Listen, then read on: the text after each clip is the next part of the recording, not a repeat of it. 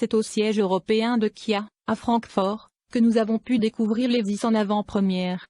Ce crossover électrique propose un ou deux moteurs développés de 169 à 234 chevaux, de puissance de batterie et jusqu'à 510 km d'autonomie. Les pré-réservations sont ouvertes à partir de 47 990 €. Dans le dôme réservé au design, à l'étage du siège de Kia Motor Europe, règne une ambiance un peu particulière. Chacun regarde de loin cette voiture encore bâchée, dans le fond de la salle, comme s'il l'a vue pour la première fois. Pourtant, nous savions déjà que nous l'avons découverte en photo le 15 mars dernier. Mais c'est effectivement maintenant qu'elle se dévoile physiquement et qu'elle révèle ses caractéristiques techniques. Un moment un peu spécial pour Kia, car l'Evis donne le coup d'envoi d'une salve de 11 futurs modèles électriques, 4 sur des bases existantes, 7 sur cette nouvelle plateforme, qui sortiront d'ici à 2026 entre le nouveau logo, le changement de culture d'entreprise et l'électrification à outrance de sa production. Kia prend un virage serré qu'il n'hésite pas à qualifier de renaissance. Nous parlerons plutôt de renouveau, le constructeur coréen battant record de vente en France depuis plusieurs années. Pauvre qu'il est bien vivant. Dimension Kia et Evis face à nous, la voiture semble plus basse et plus longue qu'en photo. Un effet généré par un empattement étiré à 2,90 mètres pour une longueur de 4,68 mètres. On atteint alors la limite du segment, c'est 4 cm de plus que la Hyundai Ioniq 5, avec laquelle l'Evis partage châssis, moteur et ses trains roulants. La Kia Evis adopte un format assez imposant, 4,68 mètres de long, pour 1,88 mètres de large et 1,55 mètres de hauteur. Large de 1,88 mètres pour 1,55 mètres de hauteur, l'Evis surprend aussi par ses formes, ailes musclées et enveloppantes, pare-brise et lunettes très inclinées, flancs étirés, poignées affleurantes et porte à faux court. Des attributs stylistiques autorisés par la technologie de la plateforme EGMP, développée spécifiquement pour les véhicules électriques. Motorisation et autonomie de la Kia Evis. C'étaient les données les plus attendues. Kia a choisi de proposer l'Evis avec un ou deux moteurs électriques. Monomoteur, la voiture sera alors une propulsion équipée d'une machine au potentiel de 160 kW, qui développe à 169 ou 217 chevaux selon le pack de batterie, 58 kWh ou 77,4 kWh contre 72,6 kWh maximum pour la Hyundai. L'autonomie WLTP atteindra 400 km dans le premier cas, 510 km dans le second. C'est la première fois qu'une Kia électrique dépasse la barre des 500 km homologuée en cycle mixte. Son modèle le mieux disant en la matière était pour l'instant le Kia Niro, avec 455 km. En 4 roues motrices, avec une seconde machine électrique, de 70 kW, installée sur le train avant, la puissance passe à 234 chevaux avec la petite batterie et à 325 chevaux avec l'autre.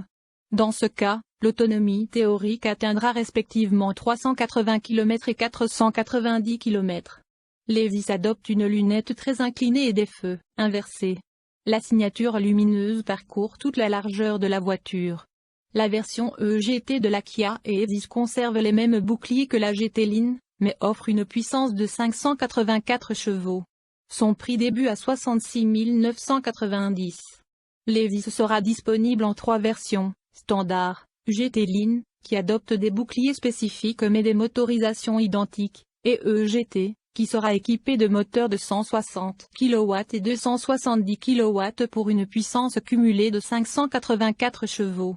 Le développement de la voiture a été confié à Albert Biermann, l'ancien patron de BMW Motorsport, recruté en 2018 par le groupe Hyundai Kia. Cette sportive électrique proposera une autonomie WLTP de 400 km, dans le cadre d'une utilisation normale, car l'engin a promis d'abattre le 0 à 100 km/h en 3,5 secondes, et d'atteindre 260 km/h. Temps de recharge Kia Evis sur une prise standard, à domicile, 2,3 kW, une charge complète peut demander jusqu'à 34 heures pour la grosse batterie et 25 heures pour la petite. Mais cette situation ne surviendra jamais ou presque. D'abord parce qu'un conducteur averti ne mettra jamais ses batteries totalement à plat, mais aussi parce que le concessionnaire vous proposera une box de recharge, jusqu'à 7,4 kW, avec une carte Kia Charge permettant d'accéder à plusieurs réseaux de recharge rapide, Total et Charge, Ionity. Par ailleurs, Levi s'est commandé d'un système de recharge 800 volts, contre 400 volts habituellement, qui permet de réduire les temps de ravitaillement. Sur une aire d'autoroute, à l'aide d'un chargeur haute puissance, il est possible de retrouver 100 km d'autonomie en seulement 4 minutes 30, voire de passer de 10 à 80% de batterie en 18 minutes. Kia annonce que Levi est capable d'encaisser une puissance de charge de 239 kW en crête et de 180 kW en moyenne, avant de ralentir une fois arrivé à 80% pour préserver la pérennité des batteries. Aujourd'hui, seuls Ionity et Total sont en mesure de dire de telles puissances, avec des installations fortes de 350 kW. Mais les réseaux et les enseignes vont continuer de s'étendre au cours des prochains mois.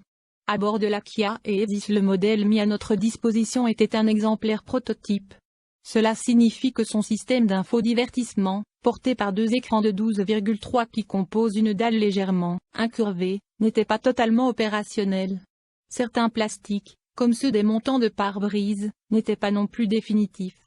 Nous avons toujours pu prendre place à bord et constater que l'espace réservé aux passagers était plutôt bon. Profitant de son architecture électrique, Levi se passe de tunnels de transmission et adopte un plancher totalement plat. La sellerie emploie des matériaux recyclés, et les cuirs, selon les versions, sont vegan, autrement dit synthétiques. Dotée de touches sensitives, la planche du bord arbore un nouveau matériau 3D sur sa partie extérieure. Ce dernier fait assez bon effet, mais il est 100% rigide. La qualité de la finition sera elle aussi à vérifier sur des versions définitives.